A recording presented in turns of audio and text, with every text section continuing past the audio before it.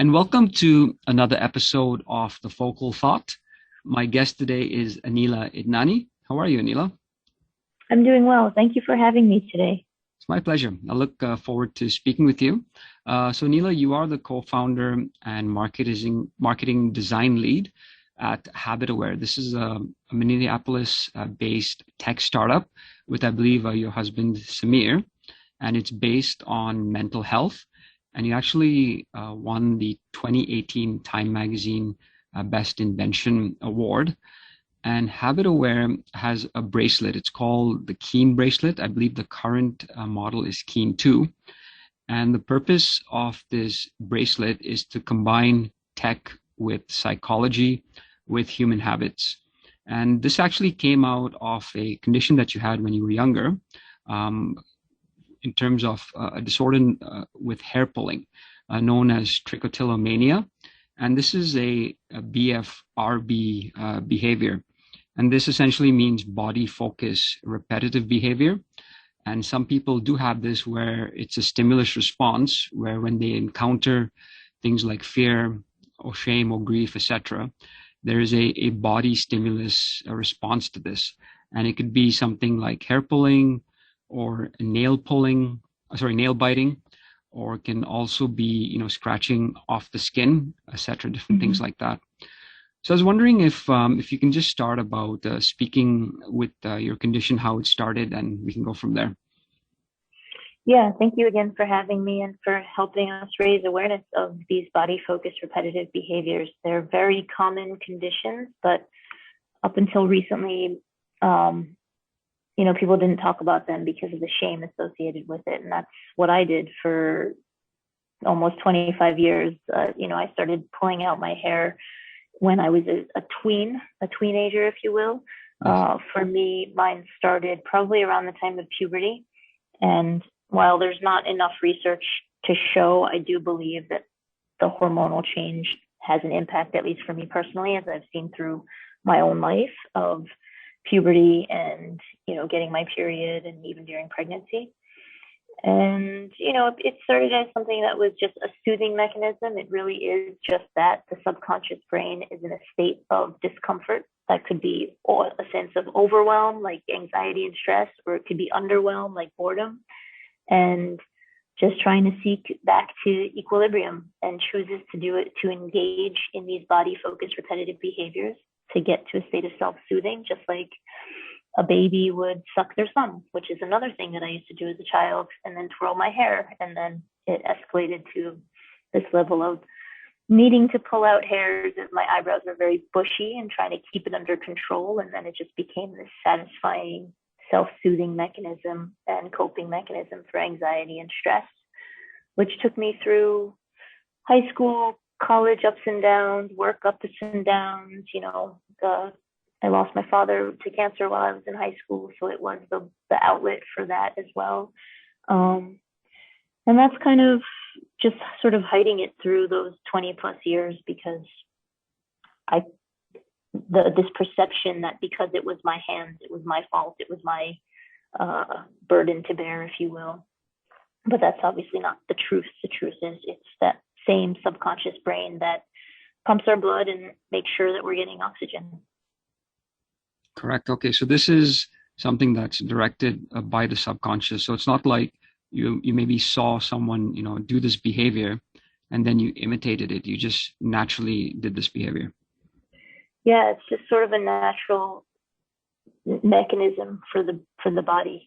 Just like a baby inside a mama's belly is not seeing anyone else and saying, "Oh, I'll suck my thumb too." It just happens, right? It's just a soothing mechanism, and that's sort of the same with this. And while I'm sure it could be learned behavior, no one in my family did I ever see doing this behavior. I think our kids learn a lot from us. I have two young kids. They learn how to be, how to act from how we act, right? So if they see me playing with my eyebrows, then I then see them playing with their eyebrows. So it's definitely something that could be learned, but I also think it's very much a condition that's rooted in this subconscious mechanism, the hindbrain, if you will. Got it. Okay. And it's very interesting that you say it's a soothing, mechanism. So, people will conduct the behavior to soothe themselves from an incident, that happened, or some sort of emotion that they're going through. But then the result of this soothing mechanism is, some sort of physical depreciation on the body, right? So if a baby sucks their thumb too much, the thumb's physically going to get sore and then worn out. If you're pulling your hair, it might feel soothing, that they say that sometimes people go for where there's the thickest follicle of hair, they pull it out. It's a soothing feeling. But then, you've got fibrosis of the hair, or you've got some sort of gastrointestinal issue because of that. Same with the skin pulling. It might feel soothing pulling off that skin, but then it's actually, hurting the body physically. So it's quite funny that there's that soothing feeling, but then also there's some sort of damage done to the body. With your research, do you have any thoughts on that? Yeah, so I'll preface that by just acknowledging that I'm not a mental health treatment professional. I'm just someone with a medical condition that came up with an idea that helped me take control of that medical condition and now help others doing the same. Yes. But to that point of the research that we're based in, we have an NIH grant with a clinician and researcher in the space of trichotillomania, which is compulsive hair pulling disorder. But my research has really come through kind of this experience of helping others and meeting people one-on-one and seeing how it's helped me. And really what you said is absolutely right. It's these behaviors serve a purpose of getting our brain back to a state of balance. They just do not serve us well, because it then results in bald patches and skin imperfections and infection to the point where, you can lose a finger or a leg because you haven't taken care of the wound, or from the skin picking or the nail biting, or, and so that's really where the mental health aspect truly comes in, is that it's the shame, it's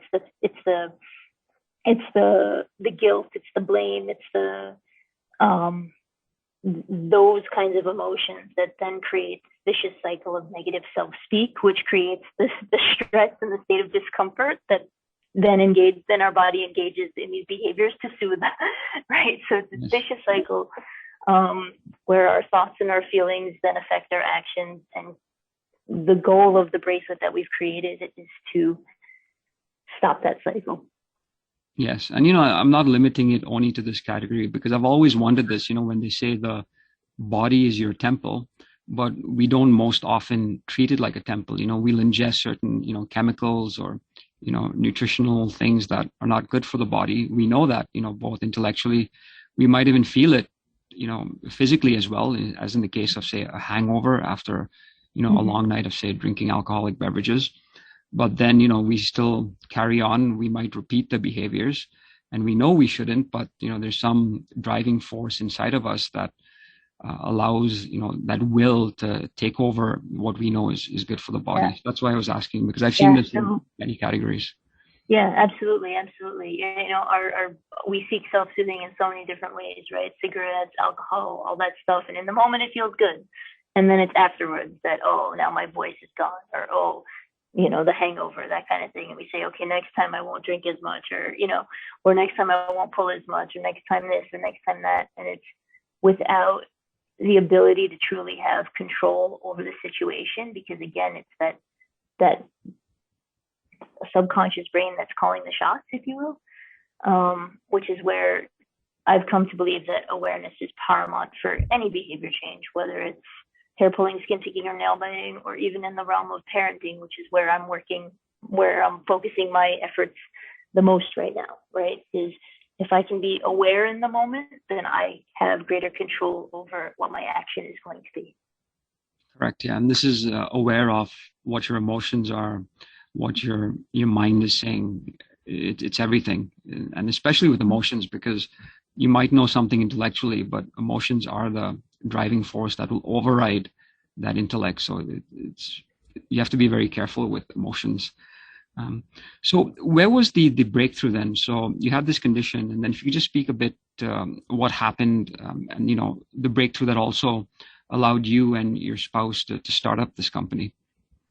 Yeah. So, like I said before, my hormones absolutely played a role in my pulling, and it was around the time of my first pregnancy. I had just pulled out all of my eyebrow. Usually, I'm very good after 20 years. I've had enough practice to hide it and to ensure that, I'll pull a little bit from here, I'll pull a little bit from there, and even it out and kind of get my black eye pencil before anyone would see me. But just this morning, I got up and I myself didn't realize how bad it was until I noticed it in the mirror by my bedside. And then, getting ready, and I just went into the bathroom to get my black eye pencil, and that was the moment where my husband was stepping out and kind of squinted at me and was like, "Where is your eyebrow?" And that was the moment where even, this person that I've dedicated my life to, we've vowed to share our ups and downs, sickness and health. Even I had hid it from him for so many years. And it's because of that shame. It's because of that fear of being judged, of not wanting him to find out, if you will, that that there was something wrong with me. That's what I felt, But that's not really, now I've come to understand, that's not really what is happening. It's just what I would tell myself, that there is something wrong with you because you engage in this behavior. And so in those moments, I shared my secret after many, many years of hiding it. And it was really the secret. It was the hiding, the trying to conceal it, that was making me even sicker in that cycle of shame and fear of being found out, right? When we're afraid of being found out, we should just control the situation and come out with it, and then the fear is gone, because then at least we know who's for us and who's against us, and can move on and, protect ourselves and keep those people out, or keep certain people close. And that was my fear, that he would reject me. And instead, he supported me wholeheartedly. He started looking online for more information to better understand the mental health and medical condition. And then one day we're just sitting on the couch, and I'm pulling without realizing it. And he just gently grabbed my hand. And that was the moment where I said, aha, if I just had something, and I literally wrapped my fingers around my wrist, if I just had, like a bracelet, which is what we've invented, that could just notify me, then maybe I could take control. If I had the awareness, then I could take the steps to take control and to take better care of myself and to choose a healthier soothing mechanism. And so we didn't have the technical background to build that ourselves, but living here in Minneapolis, we had just moved maybe about a few years prior to that. And I was working in advertising at the time and very heavy into the technology space of advertising. So was going to a lot of tech meetups and was kind of building our friendship base through those sorts of events, and just asked around until we were able to meet people that could help us build this. And that's John and Kirk, our two technical co-founders, for whom without their own interest and passion and expertise, we would not be sitting here talking right now. And so it's been a really deep partnership between the four of us to build this device that helps people bring awareness to when their hands are engaging in the hair pulling, the skin picking, the nail biting, and not just when your hands are in your hair or but the actual act of it. So the user actually trains the device for their specific movement, so that we can create a calculation of that. And then it sends a vibration when it senses something similar to that calculation. And that vibration is just that gentle reminder. We call it the hug on the wrist. We call it your self-care alarm, because really that's all it is that these behaviors are a signal from the subconscious to the conscious saying, hey, Aneela, or hey, Croydon, I'm in a state of discomfort. Take care of me right now. And so if we can train ourselves to build that awareness of what's really happening within us, and to approach ourselves with the kindness and humanity that we try to give others, and to take care of ourselves instead of berating ourselves for engaging in these behaviors, then we can learn to take control, and we can make that behavior smaller and smaller in our life. Yes. So then on a baseline, when the alarm goes off, it's actually reprogramming the subconscious, right? With the frequent sort of reminders that it's sending to the brain so that you can stop the act from happening. Yeah, so it's bringing it to the consciousness to sort of wake you up and say, hey, my hands are not where I want them to be, and to allow the conversation to shift from, oh, I have to get that hair that's poking to, oh, wait, why am I doing this right now? Am I stressed? Am I hungry? Am I tired? And to then take care of yourself, and yeah, to kind of train yourself to actively seek out methods to take care of yourself, to always, it's like I've been kind of trying to explain it in this way of micro changes and macro changes to your lifestyle, right? So micro changes are in the moment. When my team bracelet vibrates, I take a deep breath to reset, or I drink some water. That's like a momentary thing that I can do for myself. And then there's the macro changes of, I no longer, using the bracelet, I figured out that late at night, this 11 p.m. to 2 a.m. was my quote unquote sweet spot for when I would be pulling out my hair. It was tiredness, it was exhaustion, it was while working in the dark, right? So I was setting myself up for failure. Now my lifestyle changes that I've trained myself to go to sleep such that I'm not pulling anymore. The work is there in the morning, but so is my hair. And now it's been a few years of that where I can't even stay awake past 11 o'clock. So that's the lifestyle change that I've made, is that my body is tuned to that now of, oh, it's 11 o'clock, it's time for bed, right? And so I have changed my lifestyle to better sleeping habits, which allows me to not be in such a state of discomfort where I'm pulling. Wow, that's interesting. So not only did it change the immediate condition, but it also had a great effect on lifestyle change of making you sleep earlier. That's nice to know. Absolutely. And then, that micro moment of pause where when the bracelet will vibrate, or when I catch my hands in my hair, instead of pulling, I'll reach for my glass of water. And so now I'm drinking a lot more water. That's then encouraging me to get up, to refill the bottle, or to go to the bathroom. And so all these little micro moment changes help influence and build a better life for you, and then I'll go to lunch with our team, and instead of ordering the French fries, I'll get the salad on the side, right? I'm still getting a burger, wow. But that kind of thing where it kind of starts domino affecting, where you start learning and recognizing moments where, oh, I don't have to wait for the bracelet to vibrate for me to take care of myself. I can make other choices throughout my day that will allow me to take care of myself, right? Because if I had eaten the French fries, then I'm going to be feeling even more like bleh when I get back to my desk, and that kind of thing, where now I'm not thinking that through. That's not the process that I'm doing when I'm sitting there ordering. I'm just like, oh, I've been feeling good. I'll do the salad today, right?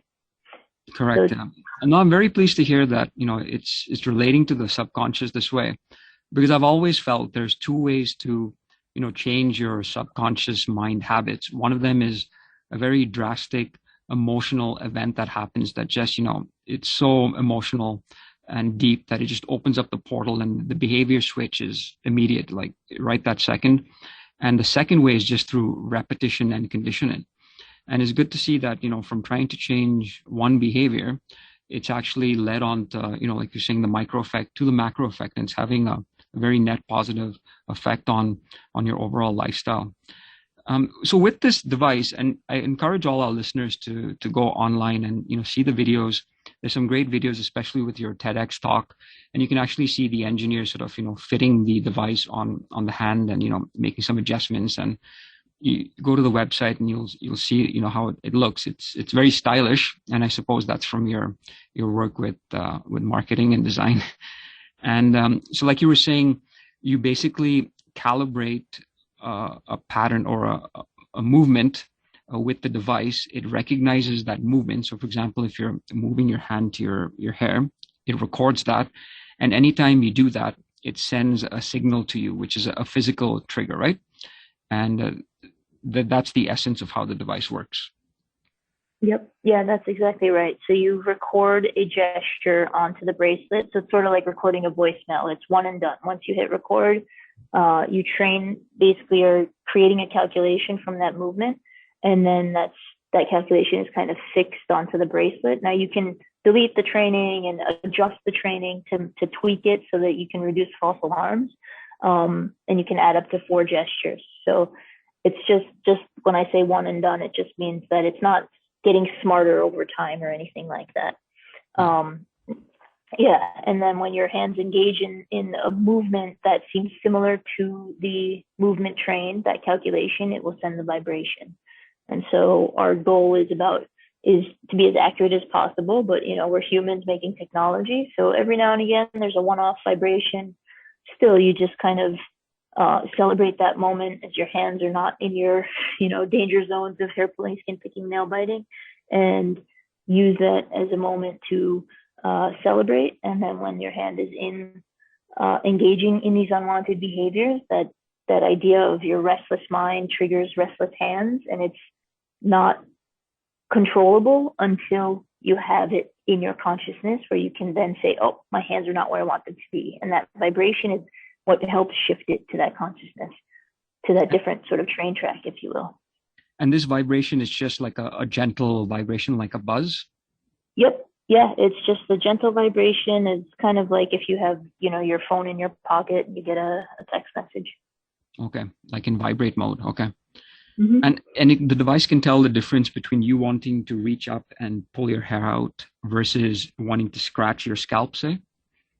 Well, so we're looking for what we train for. We don't train for the movement to the area. We train for the movement at the area. So we call that the scanning motion. So that's typically the thing that someone will do before they pull or before they pick at their skin, looking for those skin imperfections, the bumps or the scabs, if you will, or looking for a hair that may feel a little bristly or curly, or some texture is definitely a thing for folks in that respect, or the actual act of biting one nail. So we're looking for that scanning micromotion and essentially creating a calculation. So there could be one where you just mentioned the hair, like pulling hair versus scratching the scalp. If it's a similar motion, it may trigger both. Sure, both may trigger the bracelet. Sure, got it. Okay. And then do you this device, I know you've invented it for this basic behavior, but just in my mind I see so many uses, crossing industries that it could be used for. For example, say, I know you're saying it gives it like a gentle vibration. I can also see it, maybe give sort of like a mild shock. And this is for people who don't have, the same willpower as, someone might have that is able to be aware and stop their performance. So, for people with various levels of mental health, where say maybe they're cutting themselves. So have you heard of anything like this where the device might be used in that setting, where it can administer a mild shock so that someone who doesn't have the will to control themselves can stop themselves from doing that behavior? Yeah, so I'm hearing 2 questions. One is the use of mild shock, and then 2 was about self-harm. And for both, mild shock in that setting, say, for example. Yep. Yeah. So with both, what we find is the whole goal is to show love to yourself. And so for us, a shock is still punishment and just not a healthy way to behavior change. And the goal, regardless of willpower, I don't really ascribe to that mentality of, oh, I don't have enough willpower, therefore, I need something harder or more potent, if you will. My personal philosophy is that if you're ready to change, a gentle vibration, shifting you to awareness, gives you that power to then choose a healthier strategy. And it just takes practice. It just takes time. It takes time to understand the underlying triggers, to really ask yourself the hard questions. Like I said before, what's wrong with you, Aneela? Why do you keep doing this? That's the right question. It's just the wrong attitude. It really is. What's wrong right now, Aneela? Why is this happening to you right now? And to actually look at it not in a rhetorical, angry self, being mad at myself sense, but in a loving sense of what's wrong right now? What can I do to take care of myself? And if people can understand that and show themselves the love and the kindness that they truly deserve, they will see that they do have the strength. Yes. It's that they really need. With regard to self-harm, that is a psychological condition that I personally have had issues with as a teenager. I have not explored, we have not explored with treatment professionals and experts in that field if this idea of awareness would be something that would help folks. That's something that I would love to explore and love to talk with people who currently have the conditions, because my experience as a teenager is going to be a little muddy, to see if that would work, if that was something that, if the gesture detection algorithm could detect that motion, that behavior, and to try to bring that person into awareness, to ask the same questions. Why am I engaging in this right now? What feeling has brought me to this point, and to try to deal with that feeling, or to work with a treatment professional with that feeling. That would be a wonderful thing that maybe one day we can work on. Yes, because you're baselining it off positive reinforcement. And when I say shock, I mean to use it in a sense where, there's a level of mental health where the person just doesn't have the awareness to bring about that willpower to exercise. And I was just thinking that, maybe a mild shock overall might be better than the damage that they would do because they're not mentally aware of what's going on. So I was just sort of brainstorming with that. Sure. Yep. Yeah, you can adjust our vibration intensity to, be a little bit stronger, a little bit louder, not louder, so to speak, but just a little bit stronger. So that's one area where maybe that could answer that question. Okay. Any uses for a third party? So say, for example, a parent and a child, where a child might be exhibiting a behavior, and this is to maybe alert the parent, like something like that, or? Yeah, we actually have kids using the device, people all both genders, all over the spectrum. We've designed it specifically so that a child can go off to school, get their gesture detection, and then when mom and dad are back together, can sync up with parent's phone and look at the data together and really shift that conversation from, did you pull today, did you pick today, to, oh, tell me what was happening during these moments, and really getting to those moments of compassion. We don't have a system in place where if the parent sees the child that they can, send a vibration or anything like that.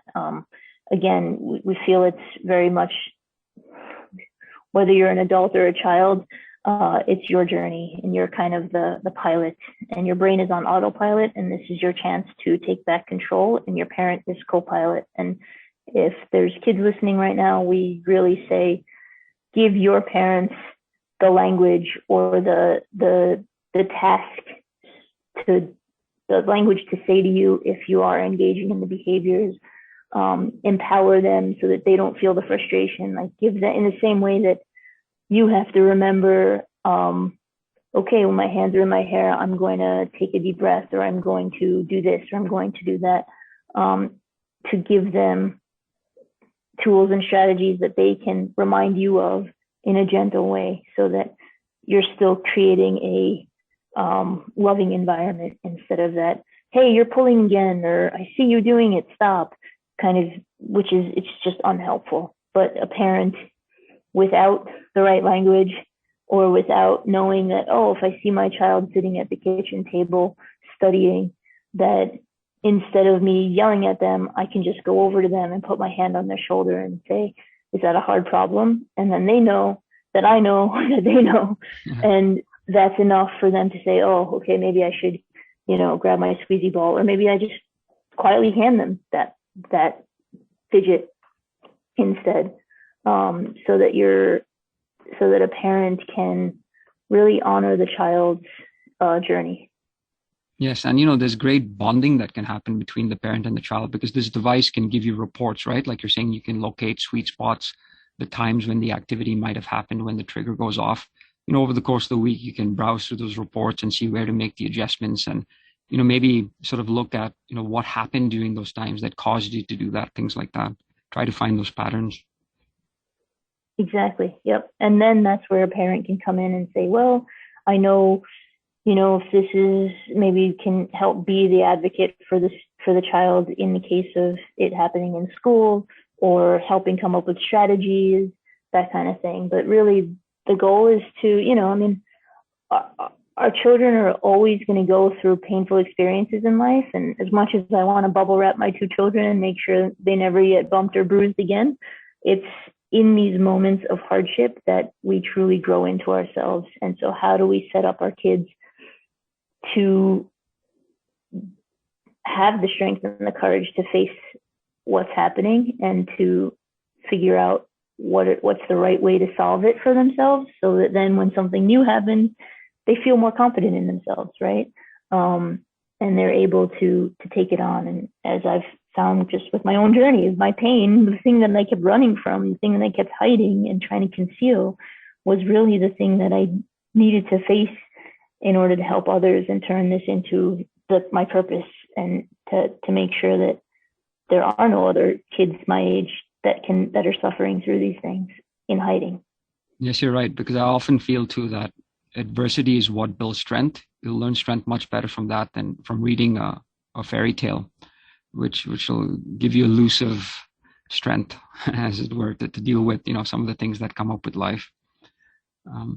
How long did it take you from when you started wearing the bracelet till you were better able to have a handle on your condition, approximately? Yeah, I was kind of in the early stages of building the device. I was in and out of prototypes, so it's very difficult for me to say, oh, it took exactly this amount of time, simply because it was fits and spurts, if you will. But it's pretty much been. I'm definitely at the point now where I do not need to wear the devices. That I've built my awareness enough that as soon as my hands are in my eyebrows, eyelashes, that I know, okay, I need to take a moment for me. I need to reset. But mostly I'm at a point where my hands just immediately during the day go for my water, or during the night just say, okay, it's time for bed. And now through the day, like I said, making these micro moments of pause where I'm doing deep breathing.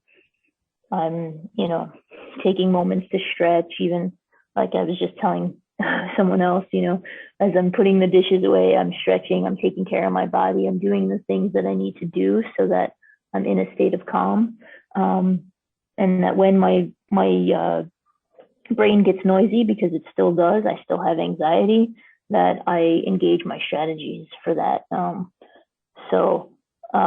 Realistically, I can't tell you exactly it took me X number of weeks or X number of months, but I would say within the first few weeks of wearing even the prototype, I was building awareness. And then it was this process of learning, okay, what are the right strategies for me? And that took another few weeks or a few months, and then it's muscle memory. It's kind of like learning to ride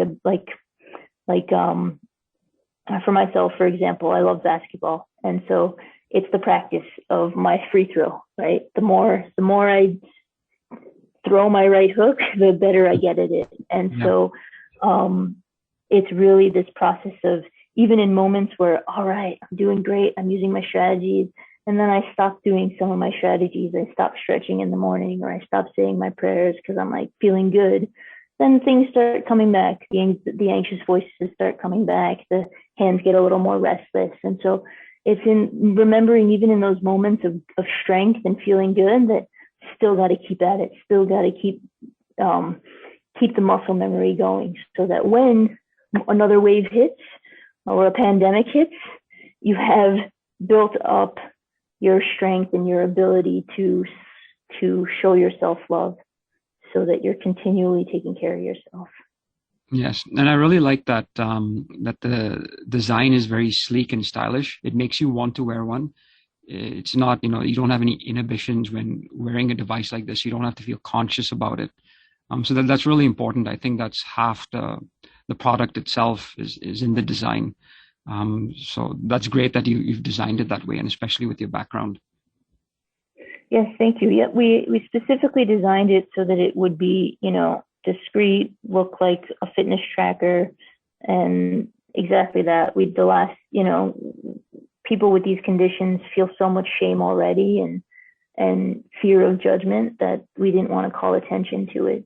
That was the goal in choosing to design it in this way. No, that's very unique. Well, that's great. Thank you so much for bringing out this product, and also on a main level, bringing out awareness to the community and to the people all over about this condition. Like you said, it's something very recent where people have come out with it. It's very easy to keep indoors. But the courage that you've done to start this company and, to do it not only for yourself, but for other people, that's great. So once again, thanks for coming on this episode. And if people want to get a hold of you or find out more about your product, I'll put the website in the show notes. Is that a good contact point? Yeah, that's wonderful. Thank you, Croydon, for having me on the show and for getting the chance to talk a little bit more about this methodology, this mentality, these behaviors to raise awareness. And absolutely, you can find us at habitaware.com, and our Twitter, our Facebook, our Instagram is all at Habitaware. And if there's anyone listening who engages in hair pulling, skin picking, nail biting, just know that you're not alone. It's not your fault, and there is hope. And we would love to have you in our team family and guide you through that recovery process. That's great. Thanks so much, and I wish you well. Thank you.